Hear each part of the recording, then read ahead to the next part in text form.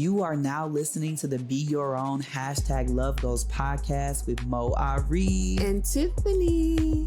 We just want you to remember that every person, regardless of identity, wants these three things: belonging, authenticity, and love. And after a decade of partnership, we've learned to co-create these things and so much more. So from wherever you're listening, we're going to go on a journey of becoming our own #Love Goals. Now let's get into this episode.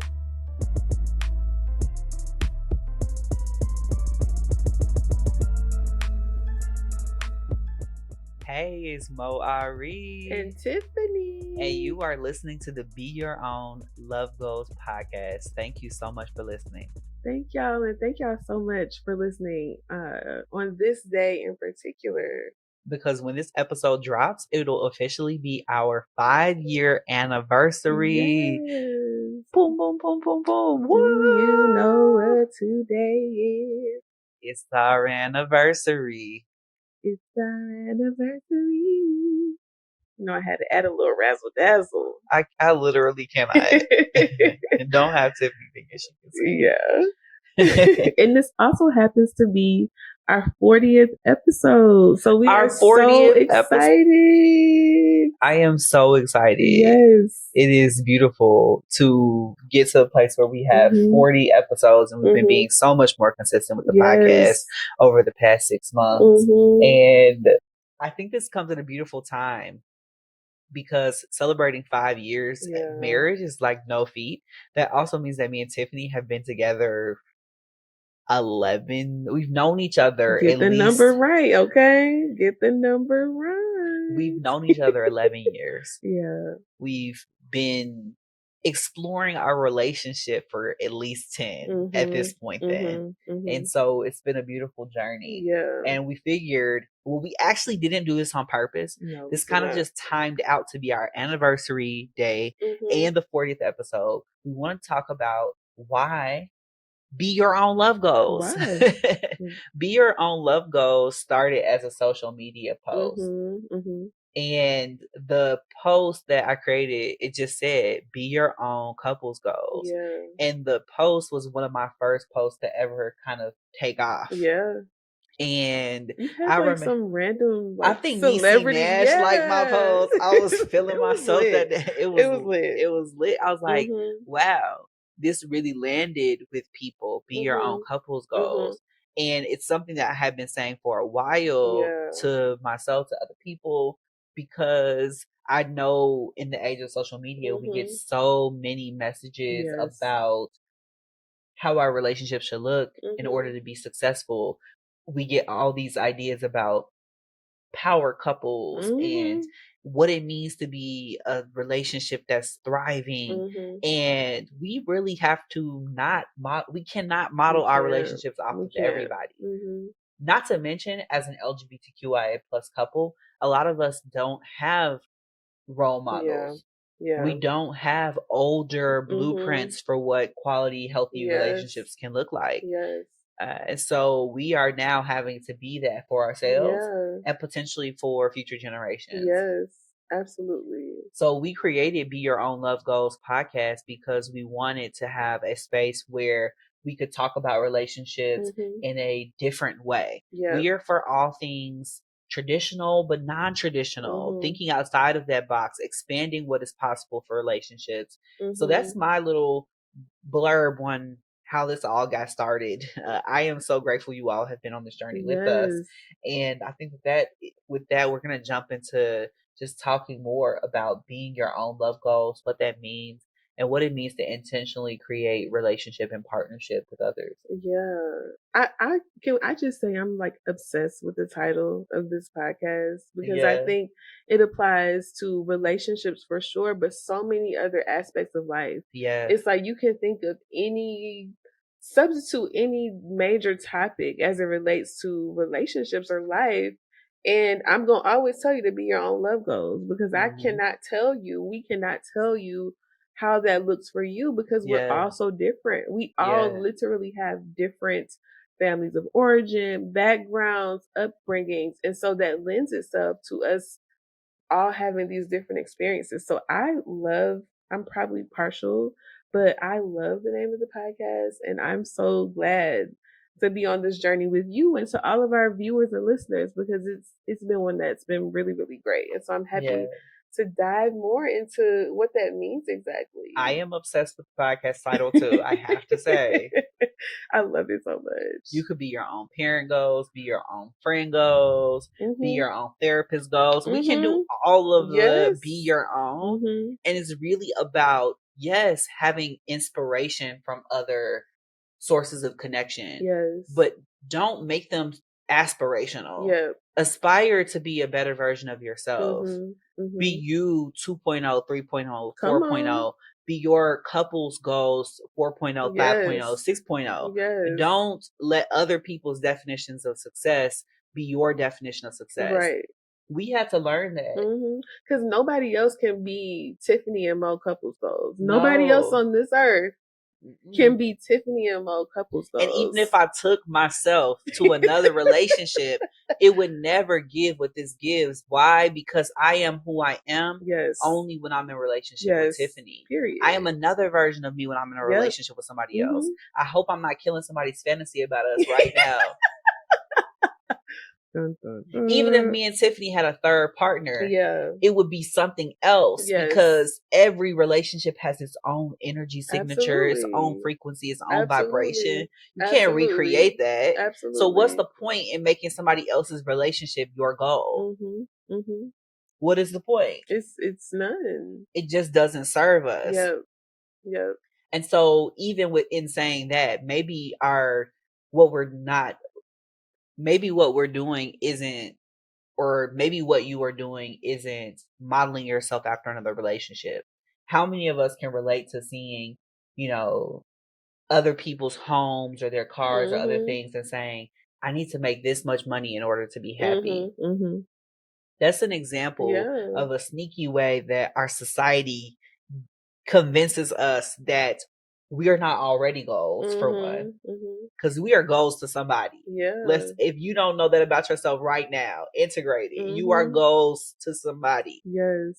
Because we talk to a lot of people who are single and they just want partnership. So while I'm sitting here, I don't make enough money. I want to be able to buy Tiffany this or that. They like, you got a Tiffany, or there's somebody single right now with all their free time and they like, I'm just single.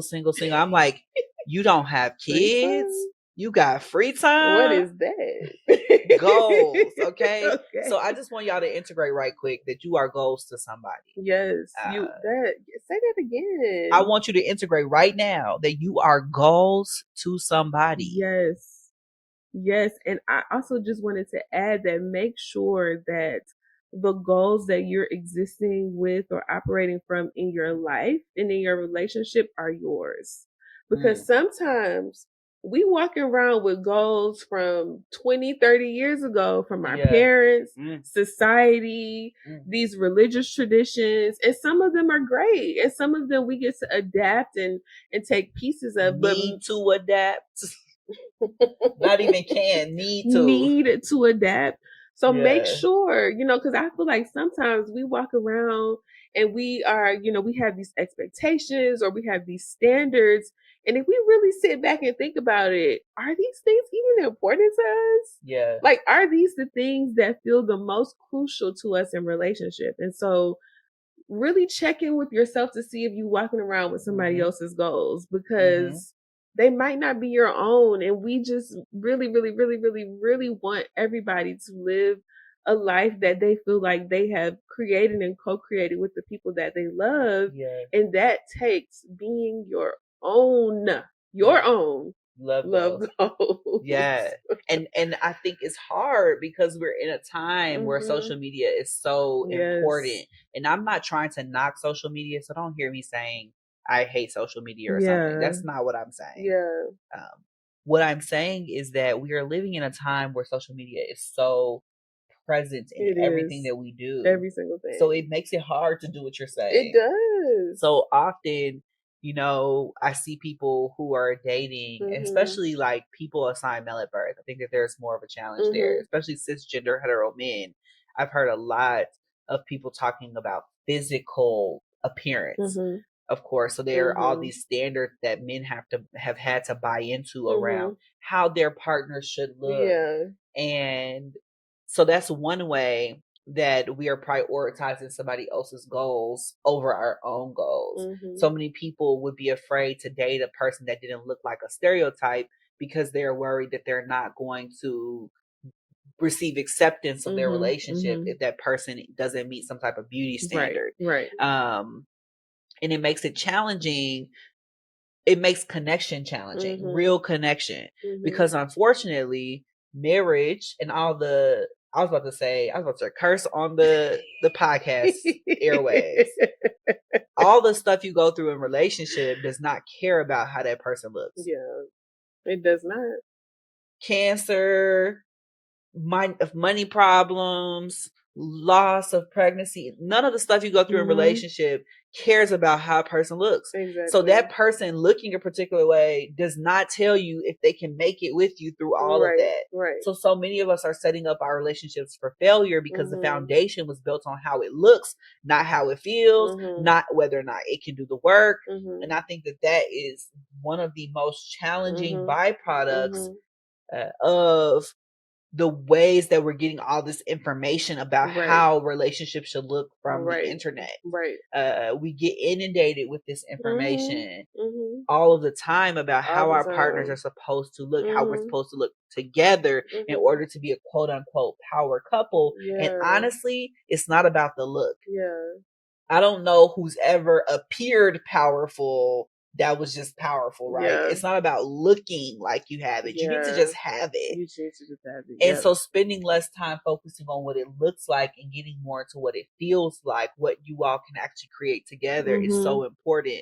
But that's not what we're being taught when we're taught to look from the outside into someone else's relationship. Exactly. Because truth be told, you don't see everything that's happening on the inside of that relationship. No, people can present anything to you. Absolutely. And we'll praise them all day. We'll be like, oh my gosh, they look so good. They are such a power couple. We don't know anything about what goes on behind closed doors. No. I am guaranteeing you right now, me and Tiffany are not showing you our worst day. So I'm going to just be honest and transparent. Facts. We choose to work through our worst days and come back and tell y'all about it, but we do not show you what it's like in that moment. Right. And so if we are some of the most transparent people, or we're trying to be, imagine what it's like to be people who are curating everything specifically for you to never see that moment. Right. So it's so important to not make other people's relationships aspirational, because it can give us a false idea about what relationship looks like. So it can make us feel like we're struggling real hard and nobody else is, because everybody's presenting just the highlight reel. Exactly. I think that's the danger of it. And I think I don't hear you as bashing social media, but I do feel like we have to be cognizant when we interact with people's content on social media. I feel like there are moments for even me that I might second guess or question particular things based on what I see out there, like comparing, and I'm quickly like, okay, is this something I even want? Like, and also understanding I don't know the whole picture, and so I think that is really important. I had to get better about that. It's hard as a person, and this transcends gender, so I will not use this word. I do not mean because I'm a masculine presenting person. But as a person who really likes to give. So I was going to call myself a provider, but what I am is a giver. I love giving and doing things for my family, the people I love. So as a person who wants to be able to provide even more, I can really look at what other people are able to provide and model myself after those things. The kind of house I should be having, these other things. This is what Tiffany deserves. And then at the end of the day, that's really about whether or not I feel like I can give you those things. I'm making that about my worth because I'm seeing that other people are able to do that. And so I had to take a huge step back a few years ago and start asking myself, what kind of, for instance, in the house thing, what kind of house do you actually want? Where do you want to live and what is important to you? And I started thinking about all kinds of things like schools. Not just like the amount of money that it costs, but just like the schools that I want Nova to go to, what I want our home to be filled with. Do I want it to have natural light? Do I want it to have plenty of love? Do I want to be able to hear laughter kind of echoing through the halls? When I sit with that kind of stuff, that started to make me think about legacy. Where could I build a home that would last? Not something I'm going to move out of in 10 years, but something that I could build for many years and have it pass on. Right. That's how you build a goal for yourself and have it not be about what other people have. Before it was just, if it costs this much and it has nice vaulted ceilings, it's going to have that modern look for social media and for us to post our reels from. That is so surface, superficial, and shallow. And I had to check that part of myself that was doing that. I was like, oh no, you have to have a better reason for wanting this, or you'll never be successful. Or you'll never be happy. Happiness is success. And that's what I meant for me. And that was another thing I had to get clear about. So thank you for that reframe. Happiness is success for me. So I'll never be happy in that. And then I say, then I wouldn't be successful. Getting clear about what your success means to you. So then you know when you will have met your goal. Because that whatever somebody else has might not make you happy, okay? And that is not successful. And that's not successful. So yeah, I agree with you. Do you have any goals for you where you have maybe seen them and you try to model that for a while and we're like, no, I actually want this? Yeah, so I feel like for me, I really struggle with things that I enjoy also coinciding with being traditionally feminine things that I buck against. So I really enjoy cooking. I really enjoy making our house feel like a home. I enjoy her cooking very, very much. So Tiffany is one of the best cooks on each side of the Mason-Dixon line. Okay. Thank you, man. If you have never gotten to come to our house and eat some of her food, we have to make that happen. If we know you and we want to, it's just, oh my gosh. So I enjoy cooking and baking and organizing and cleaning and making our home feel cozy and comfortable and hosting people. And that's very traditional. In a lot of ways, I feel like that's giving what's the show? Leave It to Beaver. Well, I don't know what the mom's name was, but June Cleaver? Maybe. I don't know why I was thinking Beverly, but I don't think it's Beverly. It's probably June Cleaver. I was very much like, I don't want to be giving June Cleaver vibes. Like, let's stop repeating her name because that's not her name. Okay, y'all know who I'm talking about. Y'all get the idea of what I'm talking about. And so I feel like I have had the tendency to lean out of how much I enjoy those things because, I get on social media or I see articles about I'm an independent woman and I don't have to be doing these things. And I'm all for independent women. And I can be a homemaker and still be very much independent. Okay. Let the record reflect. However, I've leaned out of those things because I didn't want to just be seen as a homemaker or a person that cooks and cleans for their family because I'm so much more than that.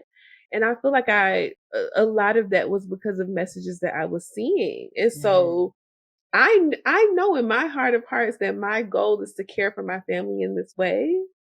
And I was like shifting that based on what I saw. And so over I would say particularly over the past year, I really leaned into that and how beautiful and how abundant and how much that gives back to not only me, but my family when I lean in there. And so we love your cooking. No, I appreciate it. Mm-hmm. That's a huge way, particularly in this relationship and that in our dynamic. This is bless Tiffany. I was skinny when I met Tiffany. Well, stop playing. I was skinny when I met Tiffany. I really was. Mm-hmm. But she can. And what happened? You have been. I remember one of our first moments where I knew that Tiffany was into me. She brought me cookies. I did. Yeah. I did. So I'm thinking about that. Like, I can see how, even though you love this so much, like caring for the people you love in this way, creating home and really nesting. Yeah. I see you as a nester. Yeah. You know, you are really setting things up in this very warm, like you make houses homes. Yes. You like make the energy so like inviting and warm. Yeah. And we love cultivating that together. And I can see how you've leaned out. Yeah. Or we've had conversations where you really have talked about not wanting to be judged for liking those things, or not wanting people to just see you as like most white. That's a big one. And I think that's an interesting thing to talk about, because I think there are many ways when you're aspiring toward what goals look like for other people, you're kind of hiding your light. And I see you in this home arena as a place where you shine. How you nurture Nova, how you create home, because that's more than just the things that you do. It is how you are. That's how you be. Yeah. How you show up in that space is you shine. And it shows up in how we exist in the world outside of our home. And it shows up in how much we look forward to coming home. You know how many people don't look forward to stepping foot in their house? Tell the truth. Yes. I know very well. Nova loves her home. She does. I don't know a lot of kids that are like, I just love she loves playing in her room. She's got a kitchen in there. She's got all this. I don't know a lot of kids that will say, okay, I'll go play in my room if you offer them tablet or play in their room. She loves her home so much. Now, y'all have the same zodiac sign. That probably has something to do with it. She is a Cancer. Okay, we do really love home. We really, really do. But so in even thinking about how therapeutic and nurturing our home has been for her, like you've got essential oils going, you've got the noise machine, so much so that she wouldn't even sleep in our bed last night. Like she asked to come in there, she did not sleep for a couple hours. It was like 1:30 a.m. Oh my God. And Tiffany was like, you gotta go back to your room. I ain't sleeping, you ain't sleeping, so you going back to your room, okay? And she was like, okay. Now what kid will leave their parents' room that easily and go back to their room? Her room is, she's so comfortable. She's used to that. She's got her oils in there. She's got her sound machine. She's got her little bit of a night light. Now our room has a little sexy blue light going in there. It's not giving what she wants though. No, it wasn't. So she would rather be in her room. That's how much of home we've all cultivated together. So to lean out of that is kind of like hiding your light, and it's chasing that other goal that you're being taught should be the thing, right? And so for us, I need you to be following your goals, because things run smoothly and they feel in alignment when I am doing what my goals are, what our family's goals are. And I'm sure you can say the same thing. Like it just feels damn good. Like it feels good. It does. And when in the moments where I buck against these things or I lean in other ways, it's like, okay, I'm doing it, but am I happy? Yeah. Am I content? And so I have to, that is one particular area that I kind of have to be very cognizant of, particularly in relationship. Crazy. Yeah. We've seen a lot of amazing podcasts out there, for instance. Oh, and they look fabulous. And we're currently recording this podcast from our home. We've got a couple of Rode mics, a Rodecaster Duo, and we could be comparing our work to these other people who maybe have other funds, other resources, whatever. And what we said is like, that is like beautiful, and we can make this the best with what we have.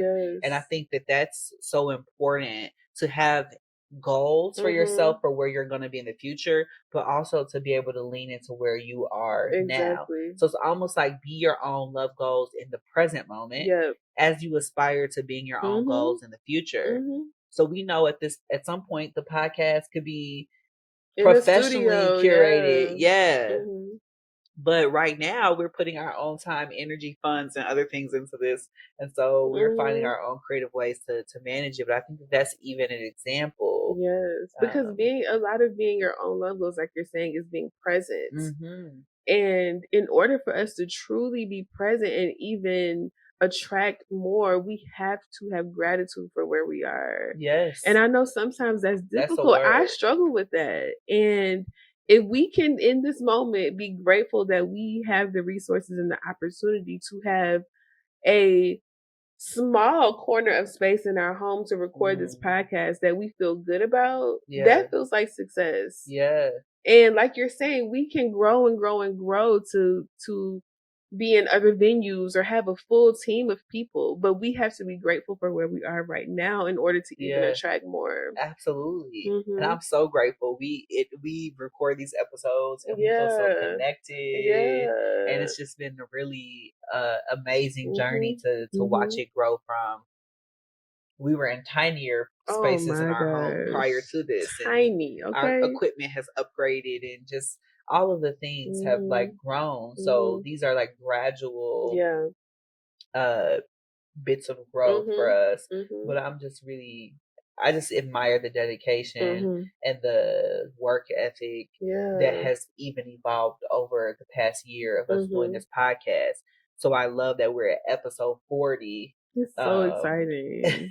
I'm like, we did that. Yeah. And I'm so proud of us. Yeah. It's been more than a year since we started the podcast. So we haven't released episodes every week. We took some time off there. But I would say for the past 20 or so episodes, we've been very consistent and releasing episodes weekly. And so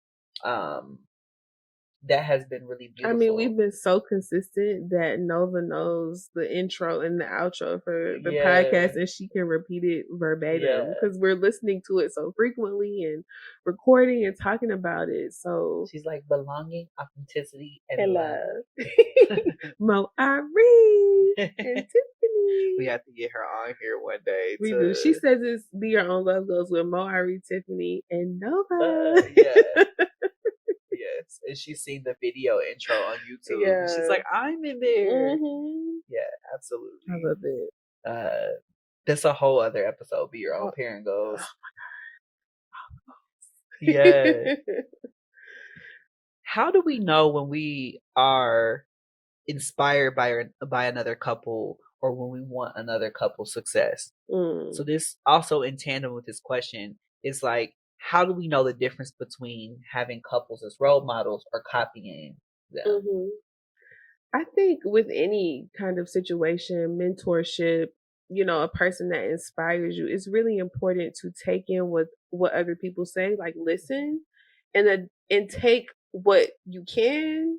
And my grandma will always say, eat the meat and chew out the bones. No, eat the meat, chew the meat, spit out the bones. It's like, don't just take it at face value. Like if someone says, go cut your grass right now, like some part of you needs to digest that, understand, and see, apply that if applicable to how that best fits your life. And absolutely. I think that a couple is inspirational to you when you can look at their individual situation, your individual situation, and potentially see some alignment there. Yeah.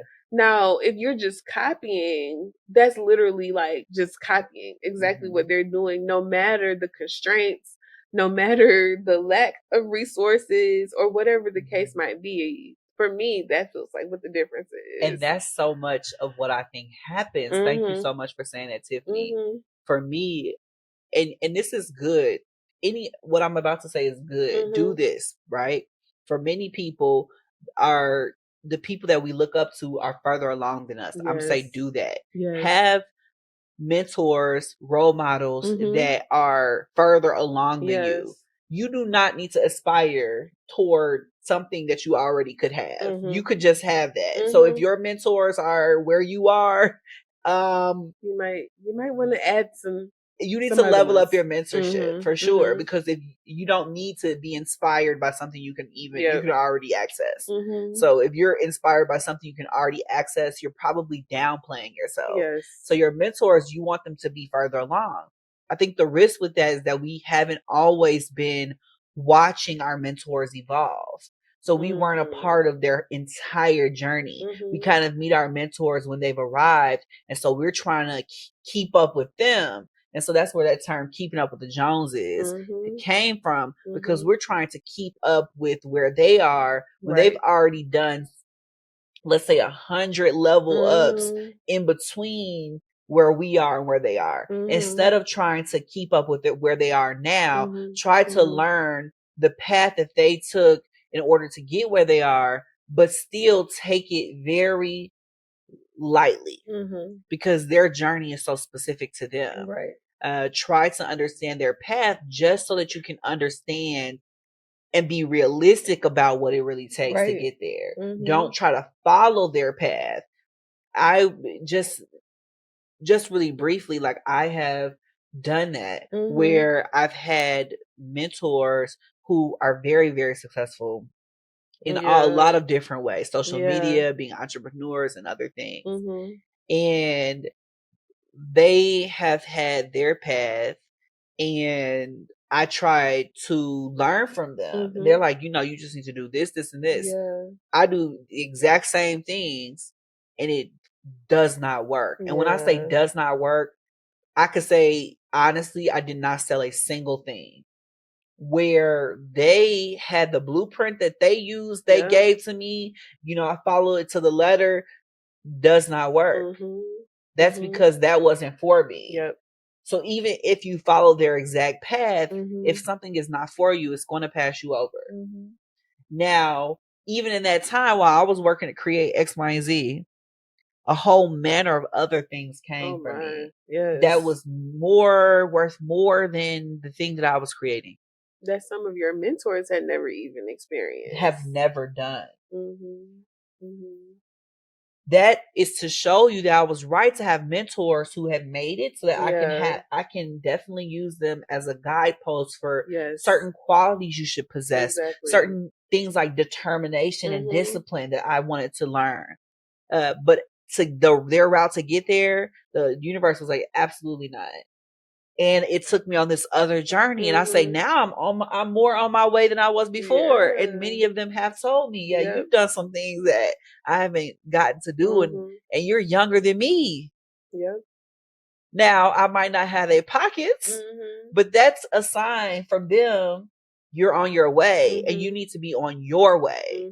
Literally your way, your path. You can learn discipline, dedication, determination, and things like that from them. Business acumen, how to be an entrepreneur, what it really takes. But you cannot take their path and replicate it. It just does not work like that. It does not. And the same thing for couples. Building a YouTube channel, because we got a lot of you've seen a lot of people who have had those YouTube channels over the years, and it's like, wow, they really did it. And I've seen so many people start that and it not work out. Because everybody's path is not the same. But that doesn't mean that process of trying something new and it not working out doesn't also teach you some valuable things. It's necessary in the journey. That's why it's so important to really take your own skills and talents as a couple and apply them. So thank you for that space to really go on that mental journey right there, because I feel like I've learned that a lot. I've had to be had this knocked into me over time. Especially because I've been given a lot of mentors with a lot of I would say experience, expertise, resources, and I'm like, wow, how do I get like you? They're like, be you, Mo. Keep being you. Your thing is authenticity. Be you. And that's gonna get you there. That will take you all the way to the bank. All the way. Okay. So, I think that we often I think we use inspiration and aspiration interchangeably a lot, and it's really important to understand the nuances there when, especially looking at other couples or people that we see as power couples, what that difference is and how that might be impacting our relationship. So I love your take on all of that. Yeah, absolutely. Aspiration is like I'm aspiring or I'm looking to be like a person. Inspiration is like, that just gave me the motivation I needed. Exactly. To get to doing whatever it is that I came here to do. So and just give me the inspiration, okay? Yeah. Inspiration kind of is like a muse for your own creativity. Aspiration is like the motivation to do the same thing. Exactly. And it's important. I even with Nova, I'm always like, even at 3 years old, I don't want you to be like me. Yeah. But I hope that in how I live my life and how I show up, that I inspire you to be more like you. Yeah. But don't be like me. Yeah. Because you have hopefully way greater things to do in this world. Yeah. And I just hope to be an inspiration. Certainly. She's our retirement income. Come on now. That she is something else. I have an abundant amount of faith that soul, it came here to be something else. Yes. And I am like, we are set. If I don't work another day, no, I'm kidding. We gotta get her to where she's going. Yeah. After she 18, no, I'm kidding. I'm kidding. I'm kidding. I'm kidding, y'all. Don't go talking about Mose. He living off and over. So, Tiffany, really quick as we're wrapping up this episode, what's something you used to believe about relationships that you no longer do? That's our truth or truth question for today. I used to believe that another person could make me feel a thing. I used, positive or negative, that you could make me happy, that you could make me sad. You were just trying to teach Nova this the other day. I was. We had a full conversation about this. Now, hopefully she integrated this appropriately. Yeah. Tell them how it went and then come back to your I believe Nova said, did she say I made her sad? No, she said I want to make you happy. Oh, she said I want to make you happy, and I was like, Nova. I don't want you to have to do the work that I'm undoing right now, but I want you to know that you cannot make another person happy. In fact, you can't make another person feel anything. And then she goes, yes, I can. And I say, I know that you want to share love and you desire for people to be happy, or you desire for them to be in their joy, but Nova Aria cannot make them feel that, So we can strive to share love and we can strive to share these positive feelings, or we can also strive to not share negative feelings that could cause an adverse response, but we ultimately cannot control how another person will feel. And I think what helped her to get it was that we were kind of like, I don't remember if you or I said it, but we were like, and if somebody was sad, you are not to blame. Yes. And I think she started to be like, oh, Nova can't make you sad. Nova can't make you happy. Yes, she integrated that quickly. And so it was something about that. It was like, and you are not to blame if somebody is upset.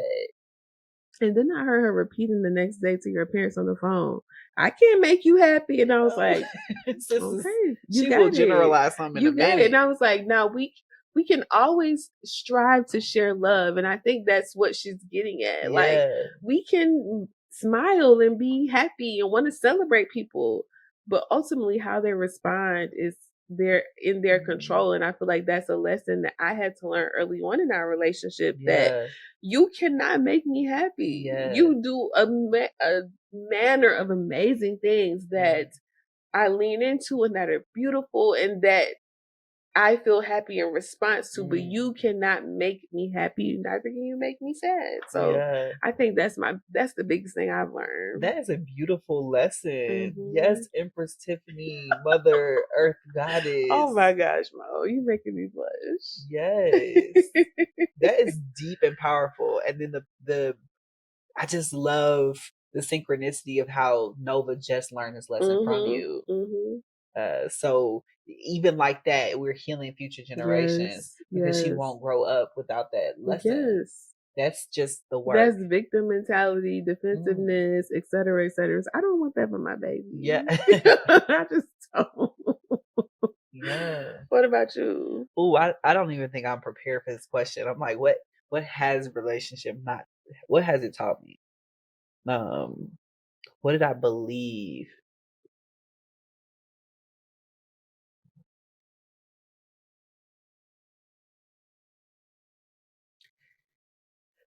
The lesson, I don't have this sage advice right now about that. It's probably because I'm still integrating something that's blocking me from being able to access it. The first thing that comes to mind right now though is just it's not that great. It was the belief. I think I was a very seeing the best in people kind of person, and I still am.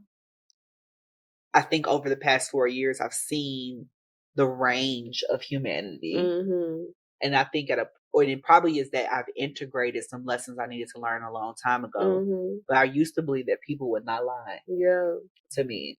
Honesty and truth are such high values and principles to me. I used to believe that people would not lie because I spent a lot of time telling the truth. And I've had to learn that there are a lot of reasons why people lie. So something that I had to also integrate was that it's not black and white. So it's not all or nothing. It's not good or bad, righteous and evil. It's not like that. People lie for a number of reasons, and it's sometimes to not hurt people's feelings or whatever. There are so many reasons why people learn that. And I, of course, then it's an intentional working relationship to co-create truth and honesty. And so it's not necessarily a default. And so I would get very hurt by people just not being open and honest. And it's something I'm still working through and trying to integrate. But I think I believed at a point that people just would not lie. Because what is the purpose? I guess I fantasize about the level of closeness where it's just no need for that. But we can't. Everybody doesn't come to a relationship with that. Nope. That vulnerability is hard. It takes a lot of vulnerability to tell the truth. Yes. But I can be a little bit like, I don't have anything to hide. You don't. And integrity means so much to you. I got so much Virgo in my chart. I am not sparing people's feelings. And so that's a part of it though. That I just will be forthcoming because it hurts me more to keep it to myself than it does for me to let it out. And to be like, yeah, I said it, I did it. I mean, this has been a really good episode, Mo. It has been so beautiful. I am just so grateful that we've reached episode 40. Yes. It's our anniversary. We finna go be our own love girl. Girl, I can't wait. It's our anniversary. It's our anniversary. I'm here for it. Now, I do wish I was in Punta Cana currently. Hey, maybe we will be. Oh, okay. Whoa. Okay. But in all seriousness, always be your own love goals. We will probably say that multiple times in every single episode, but we really believe that. So absolutely. Be your own love goals. We love y'all. We love you. This has been Be Your Own Love Goals podcast with Mo Ari and Tiffany. Have a great day and be well. Bye. If you're listening to this on Apple Podcasts, don't forget to rate, review, and subscribe. Video episodes are on YouTube and Spotify. If you want your question included in an upcoming episode, feel free to reach out to us on Instagram at Be Your Own Love Goals or check out our website at lovegoalspodcast.com. We look forward to hearing from you soon. Bye.